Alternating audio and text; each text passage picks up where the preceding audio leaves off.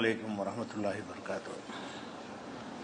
அல்ஹம்துலில்லாஹ் அல்ஹம்துலில்லாஹி நஹ்மதுஹு வ நஸ்தஈனுஹு வ நஸ்தக்ஃபிருஹு வ நஊது பில்லாஹி மின் ஷுரூரி அன்ஃபுஸினா வ மின் ஸய்யிஆத்தி அமாலினா மன் யஹ்திஹில்லாஹு ஃபலா முதில்ல லஹு வ மன் யுضلில்ஹு ஃபலா ஹாதிய லஹு வ அஷ்ஹது அல்லா இலாஹா இல்லல்லாஹு வஹ்தஹு லா ஷரீக லஹு வ அஷ்ஹது அன்ன முஹம்மதன் அப்துஹு வ ரசூலுஹு அம்மா பஅத்.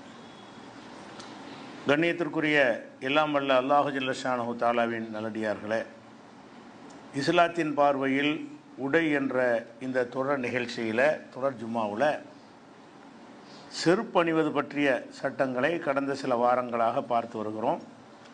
அதில் இறுதியாக நம்ம என்ன பார்த்தோம் என்று சொன்னால், அடக்கத்தலங்களில் கபிரிஸ்தானில் போகும் பொழுது செருப்பை கலட்டணுமா, செருப்பை போட்டுக்கிட்டே செல்லலாமா அப்படிங்கிற சம்பந்தமாக ஒரு ஹதீஸ் இருக்குது.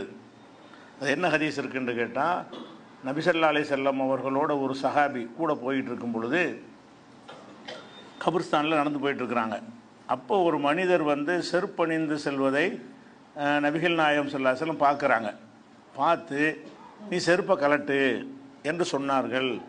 உடனே அவர் கலட்டி விட்டார் அப்படிங்கிற கருத்துப்பட உள்ள ஹதீஸு அபூதாவுது, அஹ்மது பின் ஏராளமான நூல்களில் இருக்கிறது.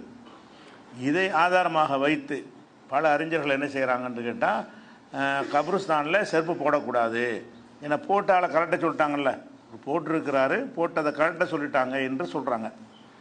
ஆனால் பெரிய பெரிய அறிஞர்கள்லாம், முக்கியமான அறிஞர்கள்லாம் செருப்பு போடுறது ஒன்றும் பிரச்சனை இல்லை, இந்த ஹதீஸை அவங்க சான்றா எடுக்கலை. ஹசன் பஸ்ரி, இப்னு சீரின், இப்ராஹிம் நஹை, அபு ஹனிஃபா, மாலிக் இமாமு, ஷாஃபி, இன்னும் பல அறிஞர்கள் கபிரிஸ்தானில் செருப்பு போடுறது பிரச்சனை இல்லை என்று சொல்கிறாங்க. அப்போ இந்த ஹதீஸ் வந்திருக்குத போட்டால் கலட்ட சொல்கிறாங்கல்ல, போட்டிருக்கிறார், பார்த்துட்டு செருப்பை கலட்டுங்கிறாங்க அப்படின்னு பார்த்தீங்கன்னா, அதில் முக்கியமான ஒரு விஷயத்தை அந்த கருத்தில் உள்ளவங்க கவனிக்க தவறிடுறாங்க. அதில் செருப்பை கலட்டுன்னு வரவே இல்லை.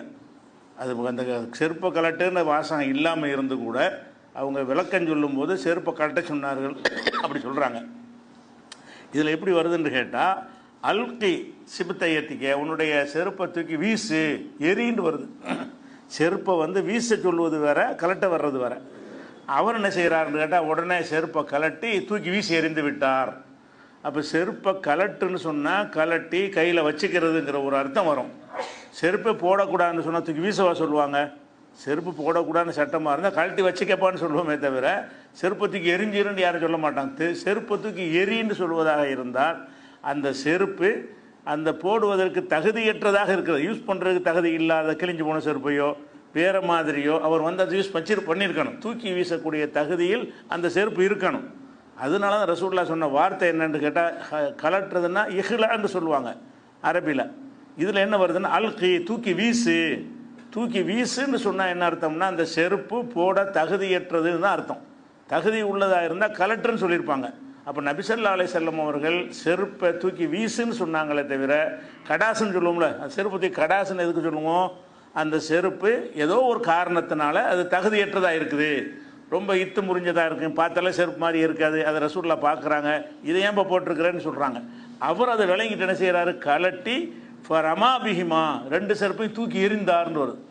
ரமான தூரத்துக்கு எறிகிறது, ரெண்டு செருப்பையும் கலட்டி எனக்கு வேணான்னு சொல்லி போட்டுறது. அப்போ செருப்பு கலட்டக்கூடாதுன்னு இருந்தால், போடக்கூடாதுன்னா செருப்பே நாசமாக்கிடணுமா, தூக்கி எரிஞ்சிடணுமா? போடக்கூடாதுன்னு இருந்தால் கலட்டி வச்சு அப்புறம் போட்டுக்கிடலாம்ல, கையில் வச்சுக்கிடலாம்ல. அப்போ செருப்பில் அணிகிறதுக்கு தானே உங்களுக்கு தடை இருக்குது. பள்ளிவாசலில் இருக்கும்போது கூட கலட்டி பக்கத்தில் வச்சுக்கலாம்னு இருக்கா இல்லையா? அப்படி இருக்கும் பொழுது இந்த ஹதீஸில் பயன்படுத்துகிற வார்த்தை அல்கை. அல்கினா தூக்கி எரி. அவர் நினைஞ்சார்னா கலட்டி தூக்கி எரிஞ்சார் அந்த ஹதீஸில். இது எல்லா நூல்களும் இந்த வாசகம் தான் வருது. இந்த ஹதீஸ் எந்தெந்த நூலில் வந்திருக்கு, ஒரு நூலில் கூட கலட்டுங்கிற வார்த்தை வரவே இல்லை, தூக்கி எரிங்கிற வார்த்தை தான் வருது. அவரும் கலட்டி வீசினார் அப்படின்னா என்ன அர்த்தம்னா, அந்த செருப்பு போட்டதுக்காக ரசூலுல்லாஹ் அதை தடுக்கலை. அந்த செருப்பு பார்க்குறாங்க ஏதோ தகுதியற்றதாக இருக்கிறது, இது எல்லாமே போடுவாங்க சொல்லுவோம்ல, தூக்கி எறிகிற ஜாமான்லாம் இப்போ போட்டுட்ருக்கேங்கிற மாதிரி ஏதோ ஒரு குறை, என்ன குறை நமக்கு சொல்லப்படலை. ஆனால் அது தூக்கி வீசப்படுற தகுதியில் இருந்தால் தான் இதை சொல்லுவாங்க. நம்ம பொது புத்திகளை சிந்தித்து பார்த்தோம் என்று சொன்னால், ஒரு செருப்புங்கிறது நம்ம அங்கே அவ்வளோ பெருமதியானது. இப்போ உள்ள மாதிரிலாம் கிடையாது. அந்த காலத்தில் செருப்புக்கு வாரம் இருந்தால் கூட வார போட்டு மாட்டிகிட்டு இருப்போம். நம்ம பழைய செருப்பு பல ஆண்டுகளுக்கு போடுவோம். அது அந்த மாதிரி காலம் நம்ம காலத்திலே பார்த்துருக்குறோம். செருப்பில் ஹவாய் சோப் போட்டிங்கன்னு சொன்னால் அதில் வாரம் வந்துருச்சுன்னா வாரம் மட்டும் மாற்றிட்டு நம்ம அதையே போட்டு விட்டுருப்போம். அப்போ செருப்புங்கிறது சாதாரணமாக வாங்கக்கூடியதாக நம்ம காலத்தில் இல்லாமல் பார்த்துருக்குறோம். நாங்கள்லாம் சிறுவர்களாக இருக்கும்போது பார்த்துருக்குறோம். ஆனால் நபி காலத்தில் செருப்புங்கிறது ஒரு எவ்வளோ பிரச்சனை இருந்தாலும் சரி பண்ணி தான் போட்டுட்ருப்பாங்க. சூக்கடையில் போய் நினச்சி வாங்கலாம் முடியாது. அப்படிப்பட்ட ஒரு நேரத்தில் தூக்கி வீசுன்னு சொல்லுவாங்களா? அவரும் தூக்கி எறிவாரா? பயனற்றது ஆக்குவாரா? ஆக்க மாட்டார். அப்போ அந்த செருப்பு ஏதோ தகுதியற்றதாகவோ அது போடுவதற்கு ஏற்றதாக எண்ணத்தினாலன்று இல்லை, ஆனால் தூக்கி வீசத்தக்கதாக இருந்துச்சுங்கிறது தான் விளங்குது. அதனால கப்ரிஸ்தானில் வந்து செருப்பு போட தொழுகைக்கு போடலான்னு வேறு இருக்குது. சிந்திச்சு பார்க்கும்போது தொழுகும்போது அல்லாஹ் வணங்குறதுக்கே செருப்பு போட்டு தொழுதுருக்குறாங்கும் போது கப்ரிஸ்தான் வந்து அதோட மேலானதா? பள்ளிவாசலை விட புனிதமான இடங்களை விட அது மேலானதா கப்ரிஸ்தானுங்கிறது? இல்லை தானே. அதனால இப்போ கப்ரிஸ்தானில் செருப்பு போடக்கூடாது என்பது வந்து நபிகள் நாயகத்துடைய கருத்தாக இருக்க முடியாது என்பதை விளங்குகிறோம். அதே மாதிரி ஏற்கனவே ஒன்று சொல்லியிருக்கிறோம். என்ன சொல்லியிருக்கிறோம்? ஒருத்தர் அடக்கம் செஞ்சிட்டோம்னு சொன்னால் அவங்க அந்த மக்கள் அடக்கிட்டு போவாங்கள்ல, திரும்பி போவாங்கள்ல, போகும்போது அந்த செருப்பு ஓசையை மையத்து கேட்கும். மையத்து செருப்பு ஓசையை கேட்கும்னா செருப்பு போனால் தானே கேட்கும். இப்போ செருப்பு போட்டு போவாங்க, நடக்குவாங்க, அந்த செருப்பு சரக்கு தேய்ச்சி நடக்கிறோம்ல, அந்த ஓசை வந்து கப்ரிஸ்தானில் உள்ளவருக்கு அந்த விசாரணை நடக்க கொஞ்ச நேரத்துக்கு நிரந்தரமாக எதுவுமே கேட்காது. கேள்வி கேட்கப்படுறதுக்கு முன்னாடி வரைக்கும் இந்த தொடர்பு இருந்துக்கிட்டு இருக்கும். கேள்வி கேட்டவொன்னே தூங்குன்றுவாங்க, அப்புறம் ஒன்றுமே கேட்காது. இப்போ நீங்கள் கப்ரிஸ்தானில் போனால் என்ன செய்யாது? பழைய மையத்துக்கள்லாம் செருப்போசையும் கேட்காது. அடக்கப்பட்ட புதுசாக அடக்கப்பட்ட மையத்து வந்து அந்த திரும்ப செல்லும் போது மட்டும் அந்த ஓசையை கேட்கும். அது எது கேட்குதுன்னா நம்மளை எல்லாம் விட்டுட்டு போகிறாங்கன்ட்டு விளங்கட்டுமங்க நல்லா கேட்க வைக்கிறான். அப்படியே செருப்பு தேஞ்சிட்டே போகும்போது ஆட்கள் யாருமே இல்லை, நம்ம தனிமைப்படுத்தப்பட்டுட்டோம் அப்படிங்கிற ஒரு ஃபீலிங்கை அந்த மையத்துக்கு உண்டாக்குறதுக்காக கூட எல்லாம் அப்படி செஞ்சுருக்கலாம். அதனால அந்த ஹதீஸில் என்ன விளங்குதுன்றா செருப்பு போட்டு போகலான்னு தான் விளங்குது. அதனால செருப்பு போடுவதை பொறுத்த வரைக்கும் எங்கே வேணாலும் போடலாம். பள்ளிவாசலுக்கே போடலான்னு வந்ததுக்கு பிறகு வேறு இங்கே போடக்கூடாது, அங்கே அசுத்தம் இருந்தால் போடக்கூடாது. அந்த செருப்பில் ஒரு அசுத்தம் இருந்துச்சு, அது கூட தொழுகைக்கு தான் போடக்கூடாது. அசுத்தம் இருந்துச்சுன்னு சொன்னால் தொழுகை இல்லாத ரோட்டில் நடக்கணும், அசுத்தமான செருப்பு நடக்கக்கூடாதா? தொழுகைங்கிற இபாதத்துக்கு வரும்போது தான் அதில் நஜிஸ் இருக்கக்கூடாது. தவிர நீங்கள் போட்டு வந்து யார் செருப்புன்னு நஜிஸ் இருக்கத்தான் செய்யும். பார்த்தீங்கன்னா ஒரு பாதி பேர் காலில் செருப்புல நஜிஸ் இருக்கும், அது போடக்கூடாதா? போட்டு தெருவில் நடக்கத்தான் செய்வான், நஜிஸெல்லாம் இருக்கத்தான் செய்யும். தொழுகைக்கு நிற்கும் பொழுது மட்டும் என்ன செய்யணும்? செருப்பு கீழே நஜிஸ் இருக்குதான்னு பார்த்துக்கிறணும். தொழுகைக்கு தான் சுத்தமாக இருக்கணுங்கிற ஒரு சருத்து இருக்குது. இதை விளங்கிக்கிறேன்னு செருப்பு சம்பந்தமான விஷயம் அவ்வளவுதான்.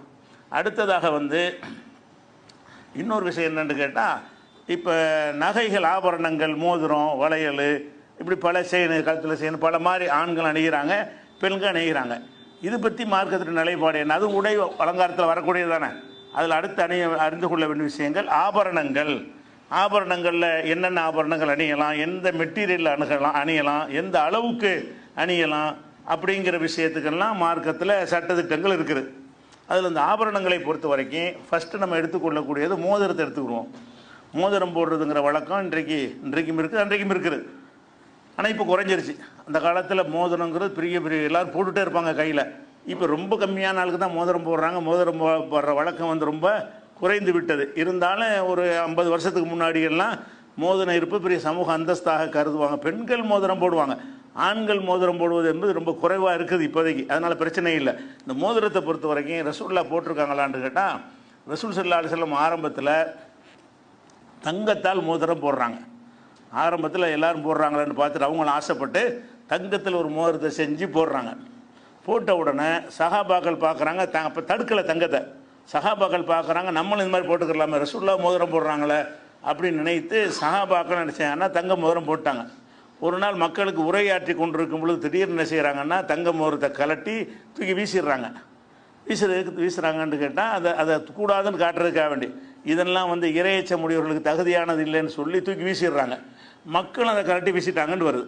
அப்போ தங்க மோதிரம் என்பது வந்து போடுவதற்கு ஒரு காலத்தில் அனுமதி இருந்து நபி அவர்களும் போட்டிருக்கிறார்கள். போட்ட மோதிரத்தை வந்து நினைச்சிட்டாங்க, அதுக்கப்புறம் கலட்டிட்டாங்க, கீழே போட்டாங்க அப்படிங்கிற மாதிரியான ஹதீஸ் இருக்குது. அதனால் வந்து மோதிரம் என்பது தங்கத்தால் போடக்கூடாது. ஆண்களுக்கு, பெண்களுக்கு தனியாக சொல்லலாம். ஆண்களை பொறுத்த வரைக்கும் தங்கத்தில் எதுவும் போடக்கூடாது. மோதிரம் உள்பட எந்த ஒரு நகைகளும் தங்கத்தால் போடக்கூடாது என்பது வந்து அது ஒரு ஹதீஸ்லேருந்து பார்க்குறோம். அதே மாதிரி வந்து ரசூல் ஸல்லல்லாஹு அலைஹி வஸல்லம் என்ன செய்கிறாங்கன்னா அப்புறம் வெள்ளி மோதிரம் போடுறாங்க. அந்த வெள்ளி மோதிரம் கூட எதுக்கு போட்டாங்கன்னா ஆபரணமாக போடலை. நபி ஸல்லல்லாஹு அலைஹி வஸல்லம் அவர்கள் வந்து வெளிநாட்டு மன்னர்களுக்கு தபால் எழுதுவாங்க, கடிதம். கடிதம் இஸ்லாத்துக்கு வாண்டு எழுதுவாங்க, அல்லது வேறு பல விஷயங்களை அரசு ரீதியாக தொடர்பு கொள்வதற்கு என்ன செய்வாங்க, பல நாட்டு தலைவர்களுக்கு நபி ஸல்லல்லாஹு அலைஹி வஸல்லம் கடிதம் எழுதுவாங்க. இப்போ கடிதம் எழுதி அனுப்பும்போது அவங்கள்ட்ட இருந்த மூத்த சகாபாக்கள் சொல்கிறாங்க, இப்படி கடிதம் எழுதுனா படிக்க மாட்டாங்க. ஒரு நாட்டில் என்ன செய்வாங்கன்னா, கடிதம் எழுதினோம்னா அதில் வந்து முத்திரை இருக்கணும், சீல் இருக்கணும், ரப்பர் ஸ்டாம்ப் வைக்கிற மாதிரி.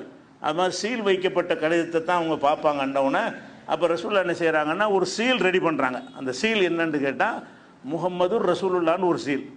அதாவது 3 லைன், முகமது ஒரு லைனு, ரசூல் ஒரு லைனு, அல்லாஹ் ஒரு லைனு, முகமது ரசூல் அல்லாஹ், அப்படி மூணு சொற்களை கொண்டதையும் 3 வரியாக ஆக்கி அந்த வெள்ளியில் தயாரித்து அதை மோதிரமாக செஞ்சு, நல்ல பெரிய மோதிரமாக இருக்கும். அப்போ முகமது ரசூல்லான்னு எழுத்துலாம் இது பண்ணுறதா இருந்தால் அதை மோதிரமாக, மோதிரத்துக்கு நம்ம பயன்படுத்தலை, சீல் வைக்கிறதுக்காக வேண்டி அந்த மோதிரத்தில் வந்து முகமது ரசூலுல்லான்னு போட்ட ஒரு மோதிரத்தை தயார் பண்ணுறாங்க. அந்த மோதிரம் தயார் பண்ணி கடிதம் எழுதும்போது என்ன செய்வாங்கன்னா, அந்த எழுத்துக்கள்லாம் வந்து புடைத்த மாதிரி இருக்கும். அப்படி அழுத்தும் போது என்ன செய்ய, தோளில் தானே கடிதம் இருக்கும், லெதரில் தோளில் தான் கடிதம் தயாரிப்பாங்க, அல்லது அதில் வச்சு அழுத்தினோன்னே இந்த எழுத்து அதில் பதிஞ்சிரும். அப்போ அந்த படிக்கிறவங்க என்ன செய்வாங்கன்னா, ஒரு அஃபிஷியலான கடிதம், சீல் வைக்கப்பட்டிருக்கு, முத்திரையிடப்பட்டிருக்குது என்று விளங்கிக் கொள்வார்கள். அப்படின்னு ரசூலுல்லாஹ்ட்ட வந்து ஆலோசனை சொன்ன உடனே அது ரசூலுல்லாஹ் என்ன செய்கிறாங்கன்னா, அப்போ நான் அது மாதிரி மோதிரம் தயாரிக்கிறேன் அப்படின்னு சொல்லி அந்த மோதிரத்தை அவங்க என்ன செய்கிறாங்க, தயாரிக்கிறாங்க. அப்போ மோதிரம் ரசூலுல்லாஹ் போட்ட மோதிரம் என்பது வந்து ஒரு அழகுக்கு போட்டது கிடையாது, மோதிரம் என்பதற்கு போட்டது கிடையாது. முத்திரையிடக்கூடிய அங்கங்கே வச்சா காண போயிருமென்னு விரலில் மாட்டிக்கிட்டாங்க, அவ்வளோதான். கடிதம் எழுதும்போது அது கூட என்ன செய்வாங்கன்னா, அந்த மோதிரத்தில் வந்து இந்த தலைப்பகுதி ஒன்று இருக்குது, அடிப்பகுதி ஒன்று இருக்கும்ல, தலைப்பகுதி மண்டப்பகுதி பெருசாக இருக்கும். இந்த பெருசாக உள்ள சீல் வைக்கிற பகுதி இருக்குல்ல, அதை உள்பக்கமாக இருக்கிற மாதிரி தான் போட்டுக்குருவாங்க, வெளிப்பக்கமாக போட மாட்டாங்க. அந்த அகலமான பகுதி என்ன இருக்கு, உள்பக்கமாக இருக்கிற மாதிரி போட்டுக்கிறவாங்க. என்ன அர்த்தம்னா, அது ஒரு சீலுக்காக உள்ளது தான். மேலே இருந்தாலும் பெருசாக இருக்கும், முகமது ரசூலுல்லாஹ்னு இருந்தால் எவ்வளோ பெருசாக இருக்குன்னு பாருங்களேன், பெரிய மோதிரமாக இருக்குது. அதனால் என்ன செய்வாங்கன்னா அந்த மாதிரி போடுவாங்கங்கிற ஒரு விஷயங்கள்லாம் வருது. அது சம்பந்தமான ஹதீஸில் பார்க்குறதா இருந்தால், ஹதீஸ் புகாரில் 5872வது ஹதீஸில் வந்து நபி ஸல்லல்லாஹு அலைஹி வஸல்லம் அவர்கள் கடிதம் எழுத விரும்பும் பொழுது மக்கள்லாம் சொன்னாங்க, இன்னஹும் லா யக்பலூன கிதாபன் இல்லா அலைஹி ஹாத்தமுன், எந்த கடிதத்தில் முத்திரை இருக்கிறதோ அதைத்தான் அவங்க வந்து ஏற்றுக்கொள்வாங்க, முத்திரையில்லா கடிதம் தூக்கிப்பையில் போடுறான்வாங்க. நீ கடிதம் எழுதினீங்கன்னா முத்திரையிடப்படாத கடிதத்தை வந்து தூக்கி எறிந்து விடுவார்கள். ஃபத்தஹதன் நபி ஸல்லல்லாஹு அலைஹி வஸல்லம் ஹாத்தமன் மின் ஃபில்லத்தின், நபி ஸல்லல்லாஹு அலைஹி வஸல்லம் அவர்கள் அதன் காரணமாக வெள்ளியில் ஒரு மோதிரத்தை தயார் பண்ணினார்கள். நக்சுஹு, அதில் பதிக்கப்பட்ட எழுத்து முஹம்மது ரசூலுல்லாஹ், முகமது ரசூலுல்லாஹ்ங்கிறது பதிக்கப்பட்ட ஒரு மோதிரத்தை அவங்க ரெடி பண்ணாங்க அப்படின்னு சொல்லி, அது வந்து ரசூலுல்லாஹ்வுடைய விரலில் அது இருந்தது அப்படிங்கிற ஹதீஸ் புகாரில் 5872 ஹதீஸில் இருக்குது. அப்போ அந்த மோதிரத்துடைய நோக்கம் மோதிரம் அல்ல, ரப்பர் ஸ்டாம்ப் மாதிரி ஸ்டாம்பு வைக்கிறதுக்காக வேண்டி ஒரு மோதிரம் தயார் பண்ணி அதை விரலில் மாட்டிக்கிட்டாங்க, அவ்வளோதான். அப்படி தான் ரசூல் ஸல்லல்லாஹு அலைஹி வஸல்லமுடைய மோதிரம் கடைசி காலத்தில் இருந்தது. அதே மாதிரி வந்து இதை சொல்லிட்டு என்ன செஞ்சாங்கன்னு கேட்டால், நான் ஒரு மோதிரத்தில் முகமது ரசூலுல்லாஹ்னு போட்டிருக்கிறேன், நான் போடுறதை பின்பற்றி நீங்கள் மோதிரம் தயாரித்து முகமது ரசூலுல்லாஹ்னு போட்டுக்கூடாது, இப்போ நீங்கள் ரசூல் ஆயிடுவே. அப்புறம் ரசூலுல்லாஹ் சொல்கிறாங்க, நான் வந்து மோதிரம் தயாரிக்கிறேன்னா என்னுடைய அடையாளம் தான் அதில் இருக்குது, நீங்கள் மோதிரத்தை தான் நீங்கள் ஃபாலோ பண்ணிக்கிறலாமே தவிர முத்திரையை ஃபாலோ பண்ணிடக்கூடாது. நீங்கள் போய் சீல் வச்சீங்கன்னா முகமது ரசூலுல்லாஹ், நீங்கள் முகமது ரசூலுல்லாவா, நீங்கள் ரசூலுல்லாஹ் போட்டாங்கங்கிற மாதிரி நீங்கள் ஒரு மோதிரம் தயார் பண்ணி அதில் முகமது ரசூலுல்லாஹ்னு போட்டு அப்படின்னா உங்களை ரசூலுல்லாஹ்க்குன்னு அர்த்தமாயிரும். அப்படின்னு ரசூலுல்லாஹ் என்ன செஞ்சாங்கன்னு கேட்டால், ஃபலா யன்குஷன் அஹதுன் அலா நக்ஷிஹி, இந்த மாதிரி வார்த்தைகளை யாரும் தனது மோதிரத்தில் பொறிக்க வேண்டாம். நான் முகமது ரசூலுல்லாஹ்னு நீ ஓன் பேரை போடு, நீ இஸ்மாயில் சீல் வச்சுக்க, ஓன் சீலத்தின நீ வச்சுக்கிறனே, நீ வந்து உன்னுடைய மோதிரங்களில் வந்து உன்னுடைய அடையாளத்தை வைக்கணுமே தவிர எனக்குன்னு உள்ள அடையாளத்தை நீ போட்டின்னு சொன்னால் அது ஃபோர்ஜரி ஆயிரும். நான் வந்து முகமது ரசூலுல்லாஹ் சீல் வச்சா போலி வேலை பார்க்குறேன்னு அர்த்தமாகும்ல. அதனால ரசூலுல்லாஹ் நினைச்சிட்டாங்கன்னா தடுத்தாங்க. புகாரில் 5877வது ஹதீஸில் அந்த மோதிரத்தில் யார் போடுற ரசூலுல்லாஹ் மோதிரம் முகமது ரசூலுல்லாஹ் போட்டிருந்தாங்கன்னு கேள்விப்பட்டு நீங்கள் மோதிரம் தயாரிக்க சொல்லி முகமது ரசூலுல்லாஹ்னு போட்டுவிடாதீங்க. போட்டு அர்த்தமாயிரும், என்ன அர்த்தம், நீங்கள் ரசூலுல்லாஹ் அப்படின்னு அர்த்தமாயிரும், முகமது ரசூலுல்லாஹ்ங்கிற நீங்கள் தான் முகமதுன்னு அர்த்தமாயிரும். அது வந்துடும் ரசூலுல்லாஹ் கருதி அதை தடுத்து விட்டாங்க என்ற ஒரு விஷயம் புகாரில் 5877வது ஹதீஸில் இருக்கிறது. அது நேரத்தில் இந்த நேரத்தில் ஒரு கேள்வி வரும், அப்போ மோதிரத்தில் முகமது ரசூலுல்லாஹ்னு போடும்போது முகமது ரசூலுல்லாஹ்வுடைய பேர் இருக்குது, அல்லாஹ்ங்கிற பேர் இருக்குது, அல்லாஹ்வுடைய பேரெலாம் வச்சுக்கிட்டு இருக்கும்போது பாத்ரூம் புத்துன்னு போனால் அந்த அல்லாஹ்வுடைய பேரை கொண்டு விட்டே போகலாமா? இப்போவும் நிறைய கேட்குறாங்கல்ல, செயினில் லாயில் ஆயில்லான்னு போட்டிருக்கிறோம், அதில் போட்டிருக்கிறோம், இதில் போட்டிருக்கிறோம், இதை வச்சுக்கிட்டு நாங்கள் கழிவறைக்கு போகலாமா சில பேர் தொப்பிலே பிஸ்மில்லான்லாம் போட்டிருப்பாங்க, அந்த தொப்பியோட கக்குசு போகலாமான்லாம் கேட்பாங்க. அதில் சட்டையிலேயே என்ன செய்கிறீங்க, அல்லாண்டு பிரிண்ட் பண்ணி போட்டிருக்கிறீங்க. அந்த மாதிரியான எழுத்துக்கள் இருக்கும் பொழுது கழிவறைக்கு போகலாமா அப்படின்னு சொன்னால், அது சம்பந்தமாக உள்ள ஹதீஸ் என்னன்னு கேட்டால், ஒரு அனஸ் அறிவிக்கிறாங்க, கான இதா தஹலல் ஹலா, ரசூல் ஸல்லல்லாஹு அலைஹி வஸல்லம் அவர்கள் கழிப்பிடம் செல்லும் பொழுது நஸா ஹாத்தமஹு, அவங்களுடைய மோதிரத்தை கலட்டுவார்கள் அப்படின்ற ஹதீஸ் வந்து நசையில் இருக்கிறது. நசையில் இருந்தாலும் இந்த ஹதீஸை பதிவு செஞ்ச நசை இமாமே என்ன சொல்கிறாங்கன்னா, ஹாதல் ஹதீஸ் கைர் மஹ்பூலின், இது வந்து உறுதியான செய்தி கிடையாது. ஹதீஸையும் போட்டுடுறாரு, போட்டுட்டு இது வந்து ஆத்தண்டிக்கான செய்தி கிடையாதுன்னு சொல்லி நசையே சொல்லிடுறாரு. அதே மாதிரி வந்து அபுதாவுது இந்த ஹதீஸை பதிவு பண்ணியிருக்கிறார். அந்த ஹதீஸுக்கு அவர் சொல்கிறாரு, ஹாதா ஹதீஸும் முன்கரும், இது நிராகரிக்கப்படுற ஒரு ஹதீஸு. அதாவது இந்த கழிப்பிடம் சொல்லும்போது மோதிரத்தை கலட்டும்னு ஹதீஸ் அபுதாவுதில் இருக்கிறது, பதிவு செஞ்சவர் தப்புன்றாரு. நசையில் இருக்கிறது, அவரை கீழே நெஞ்சுறாரு, ஆனால் சரியான செய்தி இல்லைன்னு வர பதிவும் செஞ்சுவிட்டு இது சரியான செய்தி இல்லைன்னு சொல்கிறார். அது எதனால் இல்லைங்கிறாங்கன்னு கேட்டால், இதை இப்னு ஜுரைதி என்ற ஒரு ஆள் அறிவிக்கிறார், நல்ல ஒரு ஆள் தான். ஆனால் அவர் வந்து அவருக்கு முந்தின ஆள்கிட்ட வந்து அறிவிக்கும் பொழுது நான் கேட்டேன் அப்படின்னு அறிவித்தா தான் கரெக்டான செய்தியாக இருக்கும். நான் கேட்டேன்னு சொல்லாமல் எனக்கு அவர் சொன்னார்னு, அவர் எனக்கு சொன்னார்னு சொல்லாமல் இவர் வழியாக அவர் வழியாகன்னு சொன்னாங்கன்னு வைங்க, அப்படி சொன்னார். அதனால் இடையில ஒரு ஆளை விட்டுட்டு தான் அறிவிப்பார் இவர் அப்படின்னு அவங்க ஆய்வு, இதுக்கு பேர் தத்லீஸும்பாங்க. அப்போ இந்த மாதிரி குறைபாடு உள்ள ஒரு இப்னு ஜுரைஜ் இருக்கிற காரணத்தினால இது வந்து ஒரு ஆத்தண்டிக்கான செய்தி இல்லைன்னு சொல்லி அவங்க ரெண்டு பேரும் சொன்னது மட்டும் இல்லாமல் எல்லா விதமான அறிஞர்களும் அதை சொல்லிட்டதுனால நீங்கள் எந்த மாதிரியான வாசகங்களை போட்டிருந்தாலும் சரி அதுக்கும் கழிப்பிடத்துக்கும் சம்மந்தம் கிடையாது. ஓதுறதுக்கு தான் தடை இருக்குது. டைரியை வச்சுருக்கிறீங்க, ஒரு டைரிக்குள்ளே ஹதீஸு குரா துவாவெலாம் வச்சுருக்கிறீங்க, அதில் பாக்கெட்டு துவான்னு இருக்குது, ஒரு புக்கில் வச்சுருக்கு, அது பாக்கெட்டில் வச்சுக்கிறீங்க, அதை வச்சுக்கிட்ட பாத்ரூம் போனப்போ அதனால என்ன இருக்குது, எழுத்துக்கு என்ன இருக்குது, துவாங்கிறது வாயினால் சொல்கிறது தானே. குரான் வந்து ஓதுதலாக வந்துச்சு, அது வரை பேப்பராக வந்துச்சு. ஜிப்ரீல் அலைஹிஸ்ஸலாம் வந்து ஓதி தான் காட்டினாரே தவிர இந்தாங்க சீட்டுன்னு கொடுத்துட்டா போனார். அது நம்ம பாதுகாப்புக்கு நம்ம எழுதி கொண்டது. குரானை வந்து பேப்பரை ஆக்கினது, தோளில் எழுதுனது, அதெல்லாம் எல்லாம் தந்ததுக்கு பிறகு நம்ம ஒரு சேஃப்டிக்காக செஞ்ச. அன்றைக்கி பேப்பரில் செஞ்சாங்க, நீங்கள் ஃபோனில் வச்சுருக்கிறீங்க, ஃபோன்லேயே இந்த குரானை நினைஞ்சிருக்கிறீங்க, அப்ளிகேஷனை போட்டு வச்சுருக்கிறீங்க, ஃபோனை வச்சுக்கிட்டு பாத்ரூம் போனாமான்னு அதில் என்ன இருக்குது, அதனால் உங்களுக்கு ஓது தான் கூடாது. பாத்ரூம் போய் அல்ஹம்துலில்லாஹி ரப்பில் ஆலமீன் சொல்வது தான் குற்றமே தவிர எழுத்துக்களில் இதெல்லாம் வராது. எழுத்துக்களுக்கு எந்த ஒரு இதுவும் கிடையாது. ஒரு பாதுகாக்க உதவுதுங்கிறத அதில் எடுத்துக்கொள்ளணும். நீங்கள் புரிந்து கொள்வதாக இருந்தால் நீங்கள் வந்து அல்ஹம்துலில்லாஹி ரப்பில் ஆலமீன் பேப்பரில் எழுதி வச்சுக்கிறீங்க, ஒருத்தன் எழுதி வைக்கல அல்ஹம்துலில்லாஹி ரப்பில் ஆலமீன் ஓதுறான், யாருக்கு நன்மை கிடைக்கும்? நான் பேப்பரில் வச்சுக்கிறேன் அல்ஹம்துலில்லாஹி ரப்பில் சூரத்துல் ஃபாத்திஹா அவன் நன்மை தர நல்லா தருவானா? நீ பேப்பரில் வச்சு கிடைக்காதுப்பா, நீ ஓதுனா தான் உனக்கு கிடைக்கும். அப்போ அல்ஹம்துலில்லாஹி ரப்பில் ஆலமீன் என்று ஒருத்தன் சொன்னானேயானால் அவனுக்கு கூலி கிடைக்கும். அல்ஹம்துலில்லாஹி ரப்பில் ஆலமீன் பேப்பரில் வச்சுருந்தான்னு சொன்னால் அது கூலி கிடைக்காது. பேப்பரில் இருக்கிறது யார் ஒன்றும் வச்சுருக்கலாமே. அப்படின்னா புக்கு ஸ்டால்காரனுக்கு பயங்கரமாக நன்மை கிடைக்கும். குரான் அடிக்க வச்சுருப்பான்ல, புக்கு வியாபாரம் பண்ணுறோம், குரான் ஒரு லட்சக்கணக்கான குரான் அடிக்க வைக்கிறான்னு வைக்க, எம்புட்டு குரானு அவ்வளோ நன்மை அப்படி வருமா? ஓதுறதுக்கு தான் நன்மை, வாயினால் சொல்வதுக்கு பேர் தான் குரான். அதனால் வந்து இந்த எழுத்துக்களுக்காக வேண்டி சில விஷயங்களை முக்கியத்துவம் கொடுத்து பேசுகிறாங்க, அதையும் நம்ம மதிக்கணும். எழுத்து கொண்டு தான் நல்லா கற்று தந்திருக்கிறான். ஆனால் என்ன விளங்கணும்னு கேட்டால், ரசூலுல்லாஹ்வுடைய எல்லா துவாக்களும் வாயால் தான் சொல்லப்பட்டுச்சு. பேப்பரை எழுதி எழுதி ரசூலுல்லாஹ் கொடுக்கவே இல்லை. கேட்ட சஹாபாக்களும் எழுதி வைத்துக் கொள்ளவில்லை, துவாக்களை எல்லாம் மனப்பாடம் தான் செஞ்சு கொண்டார்கள். அப்போ எழுதி வைக்கிற எதுக்கு வருது? இதை பாதுகாக்கணுமேன்ற ஒரு அவசியம் ஏற்படும் பொழுது அந்தந்த காலத்தில் எதை கொண்டு பாதுகாப்பாங்களோ அதில் எழுதிக்கிடுவாங்க. தோளில் பாதுகாக்கிற காலத்தில் தோளில் எழுதிக்கிடுவாங்க, எலும்பில் பாதுகாக்கிற காலத்தில் எலும்பில் எழுதி கொள்வாங்க, சிடியில் பாதுகாக்கிற காலத்தில் சிடியில் எழுதி கொள்வோம், சிஸ்டத்தில் பாதுகாக்கிற காலத்தில் சிஸ்டத்தில் எழுதி கொள்வோம், மெமரி கார்டில் பாதுகாக்கிற காலத்தில் மெமரி கார்டில் எழுதி கொள்வோம். அப்போ எழுதி கொள்ளுதல் என்பது அதை பாதுகாப்பதற்குரிய ஒரு வடிவம். அது பல வடிவம் பெறும். ஒரு காலத்தில் இந்த பேப்பர் கூட இல்லாமல் போயிடும். இந்த பேப்பரே இல்லாமல் யூஸ் பண்ணாமல் அப்படி நெருங்கி போயிட்டுருக்கு காலம். புஸ்தகம் யாரும் பேப்பர் வாங்குற கிடையாது. இன்றைக்கி டெய்லி பேப்பர்லாம் மக்கள் வாங்க நிப்பாட்டிட்டாங்க. ஏன்னு கேட்டால் எல்லாம் ஃபோனில் வந்துருச்சு. அந்த மாதிரி இருக்கிற காரணத்தினால அந்த அந்த எழுத்து கூட இல்லாமல் போயிடும். அதனால ஒரு இப்போ நகையிலையோ வேறு எதுலேயோ அல்லாங்கிற பேரோ அல்ல ஒரு முழு துவாவோ அல்லது லா இலாஹ இல்லல்லாஹ் உங்கள் சட்டையில் எழுதியிருக்கு, அந்த சட்டையை போட்டு பாத்ரூம் போய், அதனால் உங்களுக்கு என்னென்ன அதை ஓது தானே கூடாது. பாத்ரூமில் போய் லா இலாஹ இல்லல்லாஹ்னு ஓதாதீங்க. பாத்ரூமில் போய் வாயினால் உச்சரிக்கிறது என்பது தான் இபாதத். அந்த விஷயத்தை வந்து சுத்தமான இடத்துல செய்யணும். கழிப்பிடத்தில் ஒரு சலாம் கூட சொல்லக்கூடாதுன்னு இருக்குது. அப்போ சலாம் சொல்லக்கூடாதுன்னு இருக்கிறத தவிர சலாம்னு எழுதி வைக்கிறது தப்பா? எழுதி வைக்கிறது தப்பு கிடையாது. அப்போ ஒரு புக்கை கூட பாக்கெட்டில் வச்சுருந்தா கூட நீ என்ன செய்யலாம், பாத்ரூமுக்கெல்லாம் போகலாம். இந்த ஹதீஸ் தவறாக இருக்கிறதுனாலையும் அப்படி வைக்கக்கூடாதுன்னு எந்த ஒரு தடையும் இல்லாத காரணத்தினாலையும் இந்த மார்க்கத்தில் உள்ள குர்ஆன் ஹதீஸ் எல்லாமே வந்து எழுத்தாக வரவில்லை என்றதுனாலையும், எழுத்தாக வந்து பிறகுதான் ஆக்கப்படுகிறது. அல்லாஹ்வுடைய ரசூலே என்ன செய்யலை, அல்லாவே என்ன செய்யலை, எழுத்தாக கொண்டாந்து தரலை. ரசூல்லா உத்தரவு பிரகாரம் பிறகு எழுதுனாங்க. அது எதுக்கு எழுதுனாங்கன்னா பாதுகாக்கிறது தான் எழுதுனாங்க. அதை விளங்கிட்டோம்னு சொன்னால் அதை ஒரு இந்த மாதிரி எழுத்துக்கெல்லாம் பதிக்கலாமான்னு ஒரு சந்தேகம் வரும்ல. இப்போ ரசூல்லா முகமது ரசூல்லா போட்டாங்க, உங்கள் பேர் அப்துல்லான்னு இருக்குது, அப்துல்லான்னு போடுறீங்க, அதில் அல்லா இருக்கும்ல.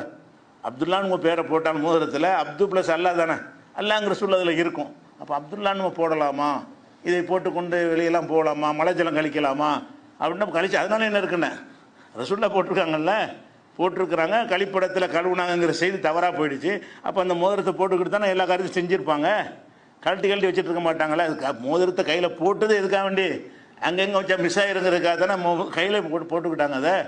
அதனால் அதை கலட்டவே இல்லை, அவங்க மோதிரத்தோடு தான் இருந்தாங்க. அதை ஒரு பார்த்துக்கணும். அடுத்து என்னன்னு கேட்டால், ரசூல் ஸல்லல்லாஹு அலைஹி வஸல்லம் மரணித்த பிறகு அந்த அந்த மோதிரம் ரசூலுல்லாஹ் பயன்படுத்தின அந்த மோதிரம் வந்து அபூபக்கர் கையில் வருது. அபூபக்கர்கிட்ட அவங்க மக ஆயிஷா எடுத்து கொடுத்துருப்பாங்க, வாங்கியிருப்பாருன்னு வைங்களேன். அந்த மோதிரத்தை வந்து அபூபக்கர் அணிய ஆரம்பித்தார். அபூபக்கர் ஆட்சிக்கு வந்த பிறகு அவர் அந்த மோதிரத்தை கையில் போட்டுக்கிட்டு இருந்தார். அவர் மூத்தா போன பிறகு உமர் வாங்கி அதை போட்டுக்கிட்டார். உமர் மூத்தா போன பிறகு உஸ்மான் வாங்கி போட்டுக்கிட்டார். உஸ்மான் போட்டுக்கிட்டு இருக்கும்போது ஒரு அரீசன் ஒரு கிணறு இருக்கிறது. அரீசன்னா மதீனாவில் கிடையாது, குபாவில். மதீனாவுடைய என்ட்ரன்ஸில் ஒரு ஊர் இருக்குல்ல, குபாண்டு, முதல்ல ரசூலுல்லாஹ் போய் தங்கினாங்கல்ல, அந்த ஒரு இடத்துல அரீசன் ஒரு கிணறு இருக்குது.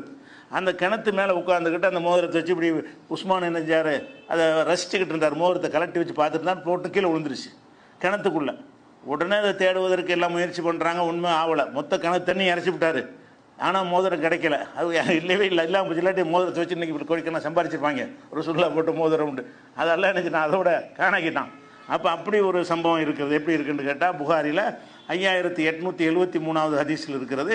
இத்தகத ரசூலுல்லாஹி ஸல்லல்லாஹு அலைஹி வஸல்லம் ஹாத்தமன் மின் வர்கின், ரசூலுல்லாஹ் வந்து வெள்ளியாலான ஒரு மோதிரத்தை தயாரித்து கொண்டார்கள். கானஃபி எதிஹி, அது அவங்க கையில் இருந்தது. சும்மக்கான பாதுஃபி எதி அபிபக்கரின், பிறகு அபூபக்கருடைய கையில் அது இருந்தது. சும்மக்கான பாதுஃபி எதி உமர், பிறகு உமருடைய கையில் அது இருந்து வந்தது. சும்மக்கான பாதுஃபி எதி உஸ்மான், பிறகு உஸ்மானுடைய கையில் இருந்து வந்தது. ஹத்தா வக்க பாது, பிறகு அது விழுந்து விட்டது. ஃபி பிரி அரீஸ், அரீஸுங்கிற அந்த கிணத்துக்குள்ளே விழுந்து விட்டது. நக்ஷுஹு முஹம்மது ரசூலுல்லாஹ், அதில் பொறிக்கப்பட்ட வார்த்தை வந்து முகமது ரசூலுல்லாஹ் இருந்ததுன்னு சொல்லி இது புகாரில் 5873வது ஹதீஸில் இருக்குது. அதே மாதிரி வந்து அதே கருத்தை 5879வது ஹதீஸில் வரும் பொழுது 3 நாள் தேடினாங்களாம். ஃபக்தலஃப்னா ஸலாத ஐயாமின் மா உஸ்மான், உஸ்மானோட சேர்ந்து அந்த கிணத்துக்குள்ளே 3 நாள் நாங்கள் என்ன செஞ்சோம், ரசூலுல்லாஹ் பயன்படுத்துகிற மோதிரமாச்சே அப்படின்னு நாங்கள் தேடினோம். ஃபனஸல் பிஹர, தண்ணியை பூரா இறைச்சி முடித்தார்கள். ஃபலம் எஜிது, அது கிடைக்கவில்லை அப்படிங்கிற செய்தி புகாரில் 5879வது ஹதீஸில் இருக்குது. இதில் வந்து ரசூலுல்லாஹ் பயன்படுத்தின அந்த மோதிரத்தை இவங்க அபூபக்கர் உமர் உஸ்மான்லாம் பயன்படுத்தியிருக்கிறாங்க. ஆனால் பயன்படுத்தின வரலாறாக இருந்தாலும் இது தப்புது. அவங்களுக்கு இந்த செய்தி கிடைக்கல. ஏன்னு கேட்டால் அவங்க கடிதத்தில் சீல் வச்சாங்கன்னு வருது. அபூபக்கருடைய கடிதத்தில் இப்படி முகமது ரசூல்லா சீல் வைப்பார், அவர் முகமது ரசூல்லாவா அவர். உமர் கடிதத்தில் அந்த சீலை கொண்டே வைக்கிறார். ஒரு ஆள் கடிதம் எழுதினார்னு கேட்டால் ரசூல்லா வச்ச சீல்னு சொல்லி என்ன செய்கிறாரு, அந்த உங்கள் பேரில் ஒரு ரப்பர் ஸ்டாம்ப் இருக்குது, நீங்கள் மூத்தா போயிடுறீங்க, உங்கள் பையன் எடுத்து குத்தலாமா, நீங்கள் தானே ஒரு ரப்பர் ஸ்டாம்ப் உங்கள் பேரில் உள்ள நீங்கள் தானே பயன்படுத்தின. இவங்க அது ரசூல்லாவுடைய மோதிரம்னு ஒரு புனிதத்தை கருதி வச்சுக்கிட்டாங்கன்னா தப்பு கிடையாது. ஏன்னா ரசூல்லா பயன்படுத்தினதுக்கு ஒரு பரக்கத்து இருக்குது. மற்றவங்க பயன்படுத்தினதுக்கு எந்த பரக்கத்தை நம்ம சொல்ல முடியாது. அல்லாஹ்வுடைய ரசூல் பயன்படுத்தினதுக்கு ஒரு பரக்கத்து இருக்குது. அதனால அந்த மோதிரத்தை பரக்கத்துக்கு பயன்படுத்தினார்கள்னா அதில் எந்த பிழையும் கிடையாது.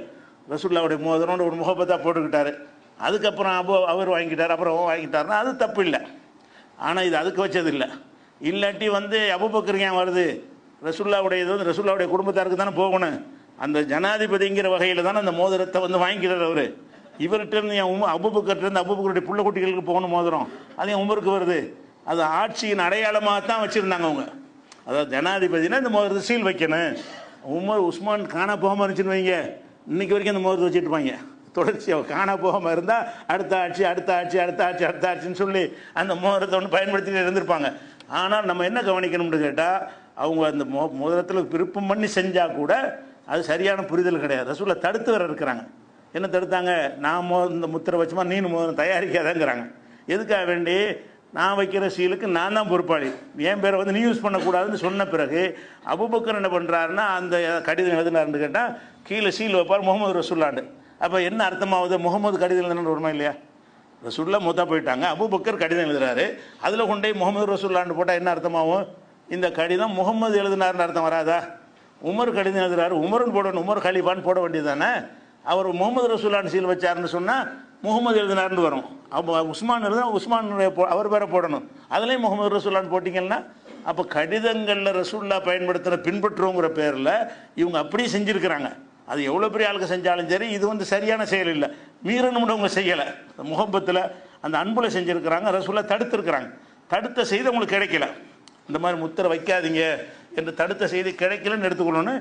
இது வந்து ஒரு செய்தியாச்சு. அடுத்து வந்து அந்த மோதிரத்தை எந்த விரலில் போடுவது என்று கேட்டால் அதுக்கெல்லாம் ஒரு சட்டம்லாம் கிடையாது, வசதி போல் எதில் வேணாலும் போட்டுக்கிறலாம். எந்த கையில் போடுறதுன்னா எதில் வேணாலும் வலது கையிலையும் போடலாம், இடது கையிலையும் போடலாம். மோதிரம் போட விரும்புனீங்கன்னு சொன்னால் அதுக்கு ஒரு கணக்கே கிடையாது. உதாரணமாக ரசூல் ஸல்லல்லாஹு அலைஹி வஸல்லம் ஒரு மோதிரத்தை பார்க்கும் பொழுது அவங்களுடைய ஹின்சர்னா இந்த சுண்டு விரல், இந்த கடைசி விரல் இருக்குல்ல, இந்த அவங்களுடைய ஹின்சரில் சுண்டு விரலில் அவங்க மோதிரம் அணிந்து பளபளன்னு பிரகாசிப்பதை நான் பார்த்துருக்கிறேன் அப்படின்னு சொல்லிட்டு அனஸ் அவர்கள் அறிவிக்கிறார்கள்.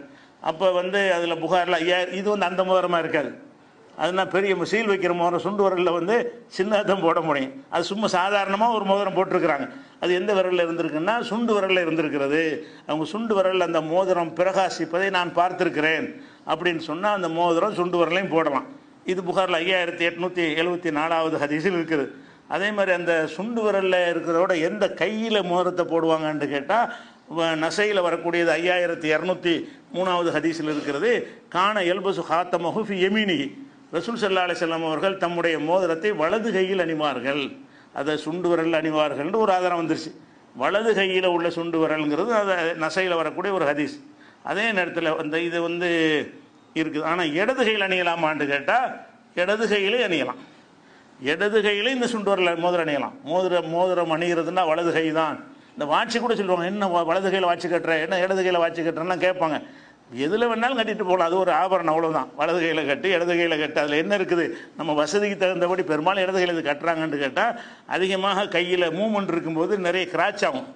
வலது கைக்கு வந்து அதிக வேலை இருக்கும், இடது கை கம்மியான வேலை இருக்கும். எல்லாத்துக்கும் கை தானே பயன்படுத்துவோம். வலது கையில் வாட்சி கட்டினீங்கன்னா ரொம்ப கிராச் ஆகி போயிடும் சீக்கிரமாக, இடது கையில் கட்டினீங்கன்னா கிராச் கம்மியாக இருக்கும். இடது கை ஜாஸ்தியாக யூஸ் பண்ண மாட்டோம், அதுக்காக எல்லாரும் இடது கையில் வாட்சி நம்ம தேர்ந்தெடுக்கிறோமே தவிர அதில் வந்து இடது கையில் வாட்சி கட்டுக்கிற வலதுலான எல்லாத்தையும் செய்ய வேண்டும் என்று எங்கிட்ட நிறைய பேர் கேள்வி கேட்டிருக்கிறாங்க. வணங்குதா? அதெல்லாம் ஒன்றும் கிடையாது, நகை எந்த கையில் வேணாலும் போடலாம். அப்போ ரசூல் அணிஞ்சிருக்கிறாங்கன்னு கேட்டால் அனஸே சொல்கிறாரு, ரசூல் ஸல்லல்லாஹு அலைஹி வஸல்லம் அவர்கள் இந்த விரலில் மோதிரம் போட்டிருக்கிறார்கள் என்று இடது கையுடைய சுண்டு விரலை காட்டி சொன்னார். அனஸ் என்ன செய்கிறாருன்னா ஒரு மக்களுக்கு சொல்கிறாரு, இப்படி காட்டுறாரு, இந்த விரல் இருக்குல்ல இடது கை சுண்டு விரலில் காட்டுறாரு, இதில் ரசூல்லா மோதிரம் போட்டிருக்கிறாங்க அப்படின்னு சொன்னார்கள்ங்கிற ஒரு செய்தி முஸ்லீம்ங்கிற ஹதீஸ் உள்ள வருது. அதனால் நீங்கள் வந்து வலது கையிலையும் போடலாம், இடது கையிலையும் போடலாம், எல்லா விரலையும் போட்டுக்கலாங்கிறது மோதிரத்துடைய ஒரு சட்டம். இந்த மோதிரத்தினால மோதிர சம்பந்தமாக இன்னும் பல விஷயங்கள்லாம் இருக்குது, எந்த மெட்டீரியலில் இருக்கலாம், இப்படி நிறைய விஷயங்கள் அதில் இருக்கிறது.